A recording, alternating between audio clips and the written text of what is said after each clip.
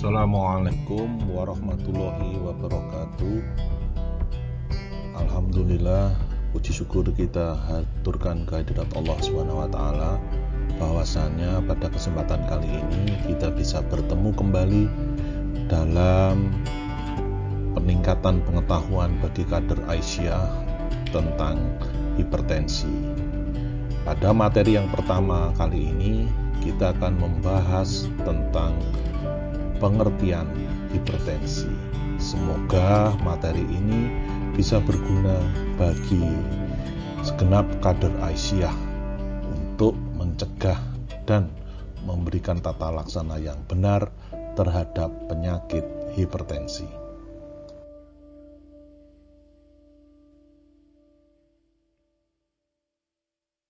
Baiklah, pada kesempatan ini yang pertama kita akan membicarakan tentang apa itu hipertensi atau tekanan darah tinggi. Dari sini nanti insya Allah kita bisa mengetahui tentang apa itu hipertensi. Hipertensi atau tekanan darah tinggi adalah kondisi di mana tekanan darah kita meningkat di atas batas ambang normalnya. Peningkatan tekanan darah ini bisa pada tekanan darah sistolik saja, atau tekanan darah diastolik saja, atau bahkan keduanya, baik itu sistolik maupun diastolik. Ada beberapa ambang batas normal untuk beberapa kondisi. Akan berbeda ambang batas normal pada orang yang normal tanpa penyakit dengan ada penyakit penyerta, misalnya menderita diabetes atau gagal ginjal yang kronis, akan berbeda dengan orang normal untuk ambang batasnya. Lalu bagaimana dengan ambang batas tersebut? Menurut Perhimpunan Dokter Ahli Kardiovaskular Indonesia tahun 2015, seseorang dikatakan memiliki tekanan darah yang optimal jika tekanan darah sistolik, yang tekanan darah yang di atas itu kurang dari 120, dan tekanan darah yang di bawah yaitu diastolik kurang dari 80 mm Hg. Artinya orang tersebut harus memiliki tekanan darah di bawah 120/80. Harus ada dannya, tidak dengan atau. Nah, kapan dikatakan normal? Kalau tekanan darah sistoliknya antara 120 sampai dengan 129. Nah, yang ini agak berbeda. Yang ini boleh dikatakan dan atau. Artinya salah satu. Dengan tekanan darah diastolik antara 80 sampai 84. Artinya apa? Kita bisa melihat di sini bahwa kalau dikatakan normal harus memenuhi kriteria salah satu di antara sistolik dan diastolik ini. Misalnya, seseorang tekanan darahnya 125/80 itu normal. Atau 125/70 itu juga dikatakan normal karena salah satu terpenuhi. Atau tekanan darahnya sistoliknya hanya 110 tetapi diastoliknya 80. Nah, itu masih normal. Kenapa tidak optimal? Karena kalau optimal keduanya harus di bawah target yaitu 120 dan 80. Nah, kapan dikatakan hipertensi derajat 1? Jika salah satu ini memenuhi syarat, apakah sistoliknya atau diastoliknya, ini sudah dikatakan hipertensi derajat 1, yaitu bila tekanan darah sistoliknya antara 140 sampai dengan 159 mm Hg, dan atau diastoliknya 90 sampai dengan 99 mm Hg. Artinya, kalau ada seseorang tensinya 120/90, itu sudah hipertensi derajat 1. Mengapa kok derajat 1? karena 90 sudah masuk kriteria diastolik, walaupun sistoliknya 120. Demikian juga, jika tekanan darahnya 140/70, itu masuk hipertensi derajat 1. Mengapa? Kan ada 70. Yang digunakan adalah salah satu, yaitu tadi, tekanan darah sistoliknya 140, maka masuk kriteria hipertensi derajat 1. Demikian juga nanti dengan yang derajat 2 maupun derajat 3. Nah, kalau sudah lebih dari 180 dan 110, ini akan masuk kriteria hipertensi emergensi yang harus dengan segera diturunkan tekanan darahnya. Kadangkala kita menemukan tekanan darah itu tinggi di sistoliknya, rendah di diastoliknya. Kita sebut kondisi ini sebagai hipertensi sistolik terisolasi. Kondisi ini sering kita temukan pada penderita hipertensi yang berusia lanjut, di mana tekanan darah sistoliknya jauh lebih tinggi, sementara diastoliknya rendah, misalnya 160/60. Nah, ini kita sebut sebagai hipertensi sistolik terisolasi.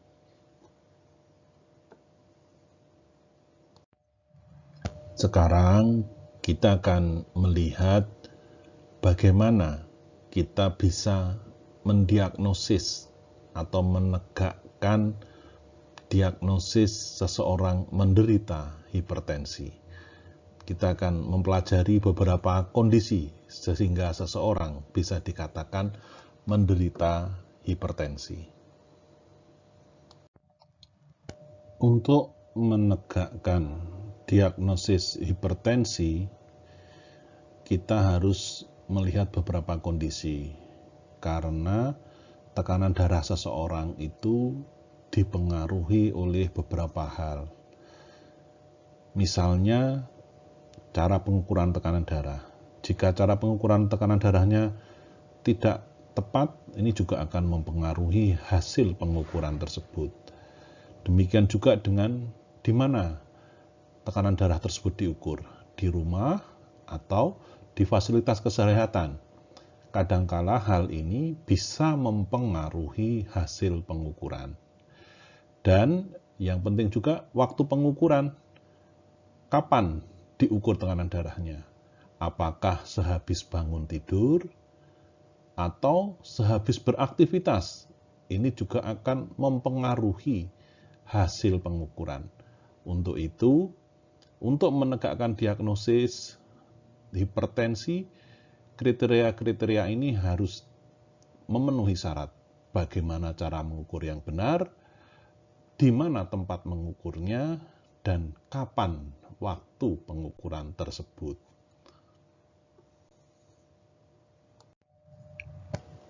Cara pengukuran tekanan darah dengan duduk tenang selama sekitar 5 menit dengan kedua kaki rata di lantai, tidak menyilangkan kaki. Jangan merokok atau sehabis mandi atau minum minuman berkafein seperti kopi dan sejenisnya, atau minuman yang beralkohol, atau jangan berolahraga 30 menit sebelum pengukuran. Artinya, jika kita ingin diukur, sebaiknya 30 menit sebelumnya kita tidak beraktivitas yang menyebabkan tekanan darah kita meningkat akibat aktivitas fisik. Setelah itu, kita catat hasil pengukurannya.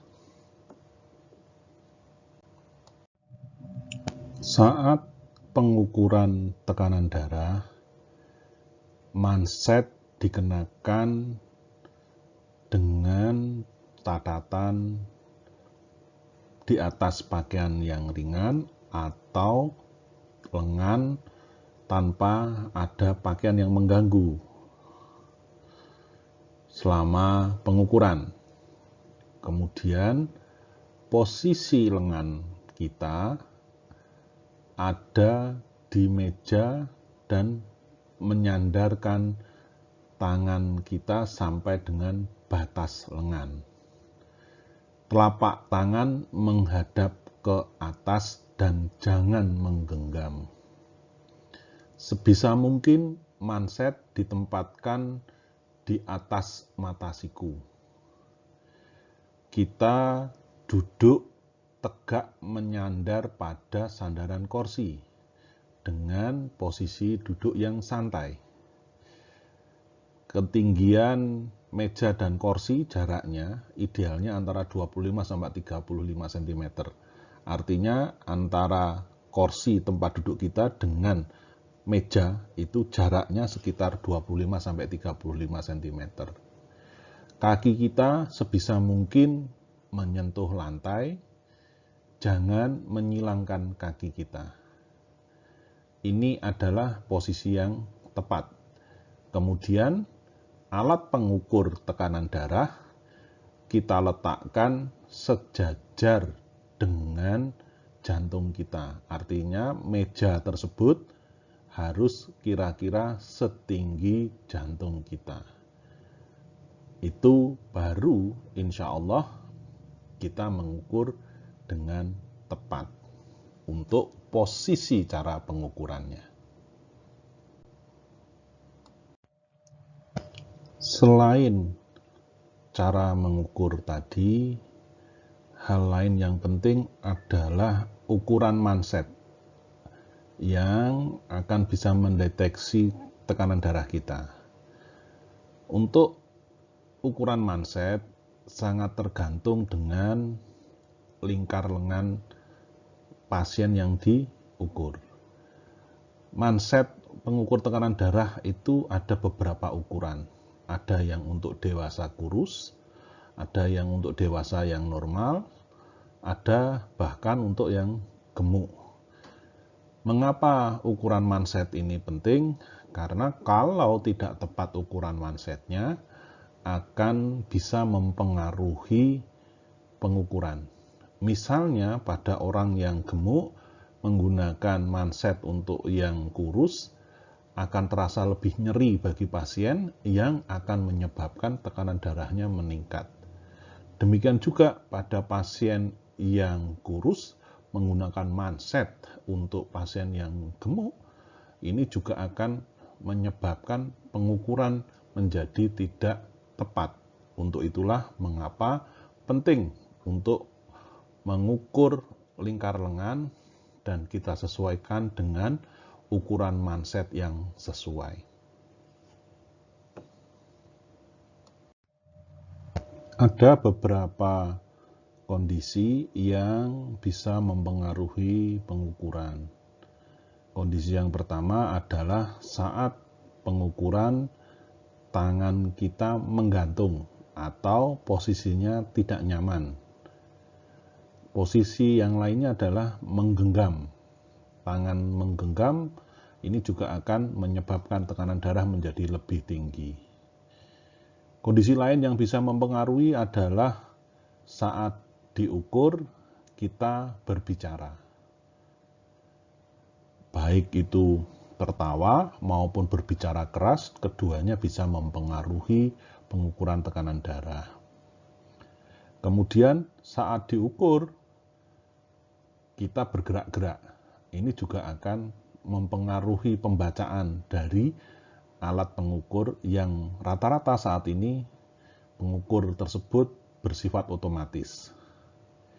Kemudian yang berikutnya, saat mengukur sebisa mungkin jangan memegang manset. Karena di manset tersebut ada reseptor yang akan dilihat oleh alat untuk mengukur tekanan darah. Nah, kalau nanti lepas bagaimana? Nah, artinya mansetnya tidak tepat. Untuk itulah mengapa tadi di slide sebelumnya ukuran manset akan sangat mempengaruhi hasil pengukuran tekanan darah.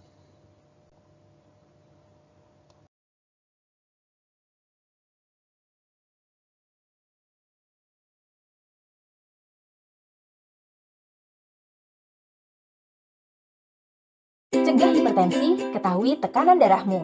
Ukur tekanan darah dengan baik dan benar. Jika Anda baru selesai beraktivitas, istirahatlah dulu selama 5-10 menit. Dianjurkan buang air terlebih dahulu. Gunakan manset sesuai standar. Pastikan baterai cukup daya. Duduk bersandar. Lengan dan siku menempel di atas meja. Lengan baju tidak dilipat. Telapak kaki rata menyentuh lantai. Letak manset sejajar dengan posisi jantung kira-kira 2 jari di atas siku. Jangan bergerak dan berbicara selama pengukuran. Lakukan pengukuran tekanan darah 2 kali dengan jeda 1-2 menit. Ambil nilai rata-ratanya. Konsultasikan ke dokter bila perbedaan hasil pengukuran pertama dan kedua lebih dari 5 mm Hg. Atau jika tekanan darah Anda kurang dari 90/60 atau di atas 140/90. Cegah hipertensi, tekanan darah terkontrol, Anda selamat.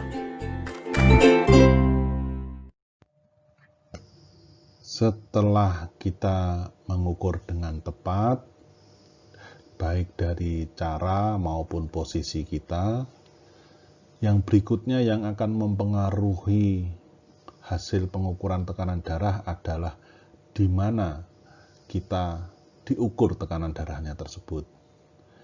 Tekanan darah bisa diukur di fasilitas kesehatan seperti di rumah sakit atau puskesmas. Atau bisa juga diukur di rumah. Di mana kadangkala hasil pengukuran di rumah sakit ataupun puskesmas lebih tinggi dari yang di rumah. Atau sebaliknya, saat di rumah sakit atau puskesmas, tekanan darah menjadi lebih rendah dibanding saat diukur di rumah. Apakah hal ini masih normal? Hal ini masih normal. Karena ada beberapa alasan yang mempengaruhi kondisi ini.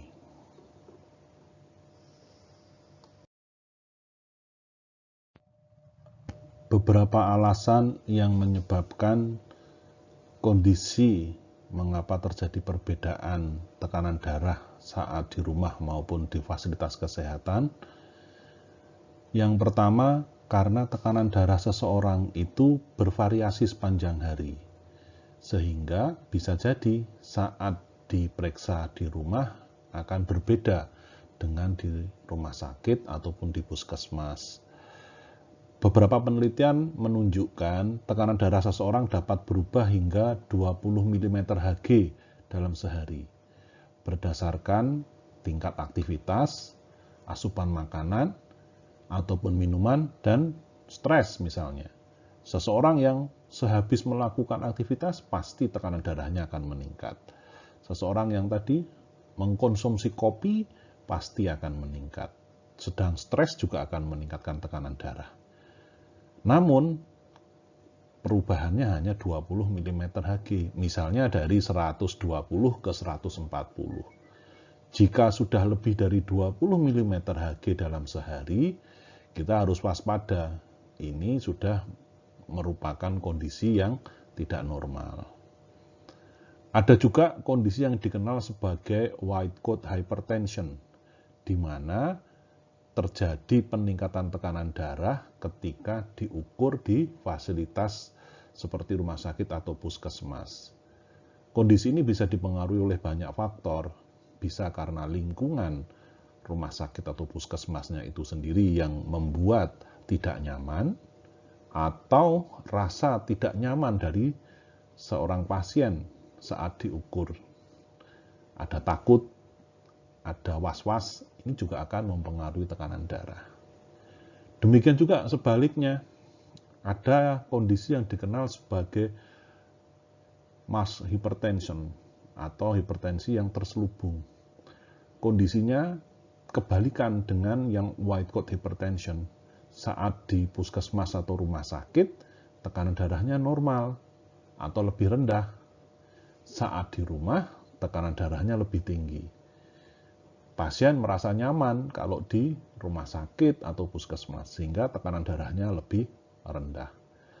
Inilah mengapa kondisi tempat akan mempengaruhi hasil pengukuran. Kebanyakan memang hasil pengukuran akan sama antara rumah dan fasilitas kesehatan.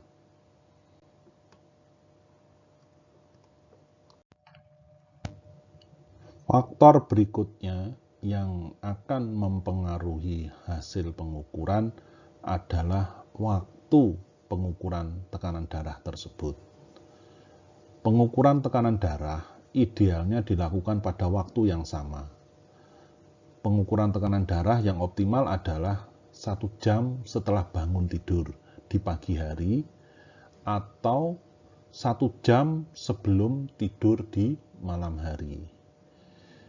Jika mengukur tekanan darah di pagi hari, ukurlah dalam waktu 1 jam setelah bangun tidur sebelum kita sarapan pagi dan setelah kita ke kamar mandi atau ke kamar kecil atau ke toilet.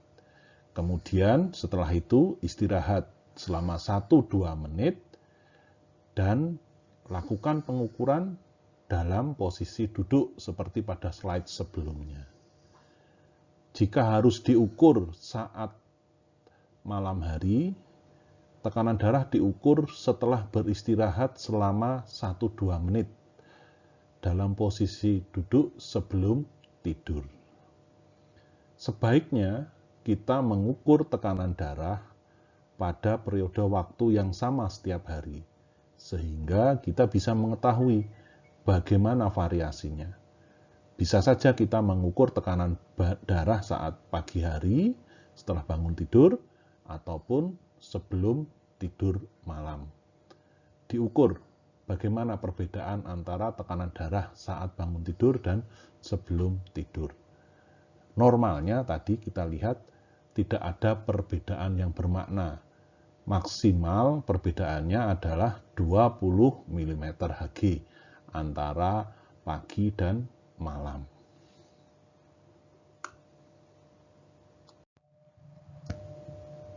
Jika sudah benar cara pengukurannya, sudah kita dapatkan hasilnya, maka kapan seseorang dikatakan menderita hipertensi?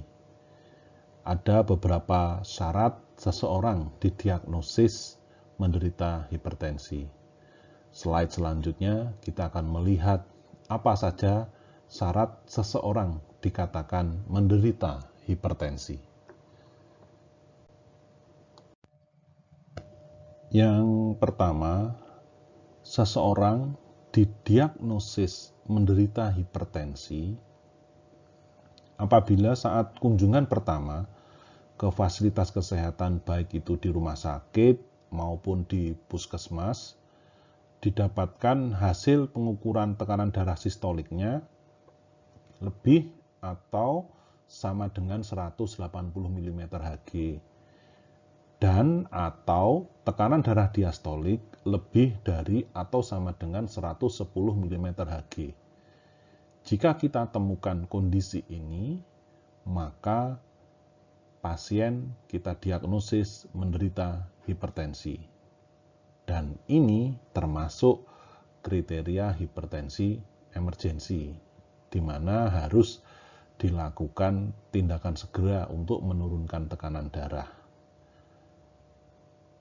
Seseorang juga bisa dikatakan menderita hipertensi bila saat kunjungan pertama tadi masih di bawah itu tensinya, misalnya 160/100, saat kunjungan kedua ke fasilitas kesehatan didapatkan tekanan darah sistolik yang masih tinggi. Misalnya tadi kunjungan pertama 145/100. Nah, kita harus buktikan apakah ini memang tensinya segini. Pasien diminta datang kembali ke fasilitas kesehatan.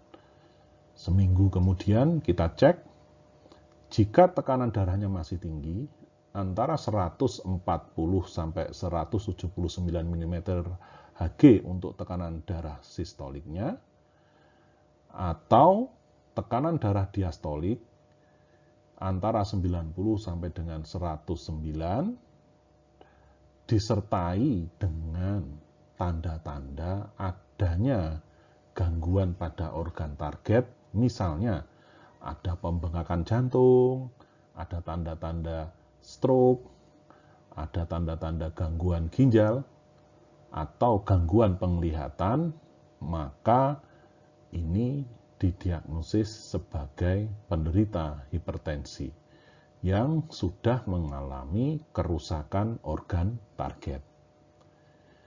Atau ini pasien masih tensinya antara 150/100, namun tidak ada tanda-tanda kerusakan organ target. Maka seminggu kemudian saat kunjungan yang ketiga ke fasilitas kesehatan, baik itu puskesmas ataupun rumah sakit, didapatkan tekanan darah sistoliknya lebih atau dari sama dengan 160 mm Hg, atau tekanan darah sistoliknya lebih dari atau sama dengan 100 mm Hg dengan tanpa ada gangguan organ, artinya ini ada peningkatan, naik ini lebih dari 160, lebih atau sama dengan, dan lebih atau sama dengan 100 mm Hg pada diastoliknya, maka pasien tersebut sudah didiagnosis hipertensi. Nah, kriteria yang lain adalah jika tadi tensinya di bawah 160/100, masih 150/90, apa yang harus dilakukan? Pasien diminta kontrol seminggu kemudian, artinya pada kunjungan yang keempat, dan didapatkan tekanan darahnya lebih dari atau sama dengan 140 mm Hg, atau tekanan darah diastoliknya lebih dari atau sama dengan 90 mm Hg. Nah, ini baru dikatakan hipertensi. Kita bisa melihat di sini bagaimana seseorang dikatakan hipertensi harus membutuhkan proses beberapa kali pemeriksaan untuk meyakinkan kita bahwa orang tersebut memang menderita hipertensi. Namun demikian, bisa jadi kalau pengukuran tekanan darah itu dilakukan di rumah, tekanan darah sistoliknya lebih atau sama dengan 135 mm Hg, atau tekanan darah diastoliknya lebih atau sama dengan 85 mm Hg pada 2 kali pengukuran dengan waktu yang berbeda, misalnya pagi dan besok paginya lagi, ini sudah dikatakan hipertensi. Ada perbedaan di sini untuk menegakkan hipertensi di rumah dengan di fasilitas kesehatan. Penegakan hipertensi di fasilitas kesehatan membutuhkan waktu yang jauh lebih panjang, sampai hampir 1 bulan kalau kita melihat aturannya tadi, dari kunjungan pertama sampai dengan kunjungan keempat.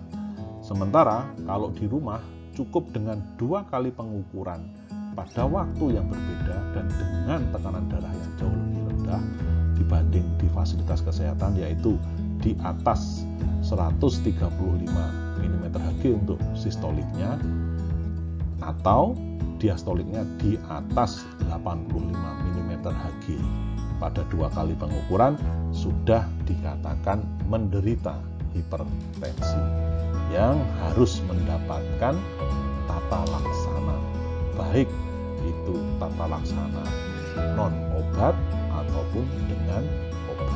Kita akan bahas tata laksananya nanti pada materi berikutnya. Pada kesempatan kali ini kita cukupkan materi yang pertama ini tentang pengertian hipertensi. Semoga materi yang cukup singkat ini bisa memberikan pengetahuan bagi segenap kader Aisyah tentang pengertian hipertensi.